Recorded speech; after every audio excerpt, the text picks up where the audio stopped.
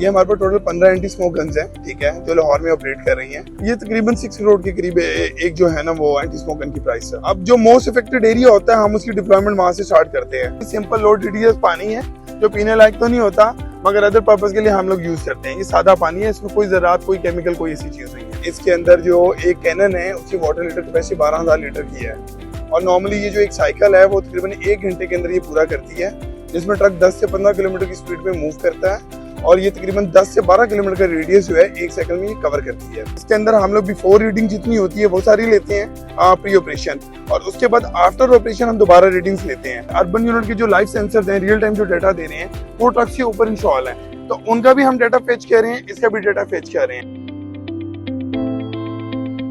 Smoke season आता है तो टेम्परेचर इन्वर्जन हो रहा होता है, टेम्परेचर कम हो रहा होता है, जितने भी हैवी पोल्यूटेंट्स होते हैं वो एक सर्टेन हाइट पे जमीन के पास आके स्टैग्नेट हो जाते हैं। उसमें डस्ट के ज़रात भी हैं, उसमें पोल्यूटेंट के ज़रात भी हैं, तो जो डस्ट के जितने हैवी ज़रात हैं ये उन सारों को टैकल करती है। अब इसकी जो मिस्टन की रेंज है वो 100 से 120 मीटर है और ये जो पोल्यूटेंट्स नॉर्मली स्टैग्नेट हुए होते हैं, ये सेटल हुए होते हैं, ये 50 से मीटर से लेके 100 मीटर के दरमियान सेटल हुए होते हैं। तो फिर ये जितने भी स्टैग्नेंट पार्टिकल्स होते हैं ये उन सारों को सेटल डाउन अपने साथ करती है और नीचे ले आती है। जब ये रोड के ऊपर मूव करते हुए करती है तो ये सारे एरिया जितने भी अफेक्टेड हैं ये उसको मैक्सिमम लेवल पे कवर करती है।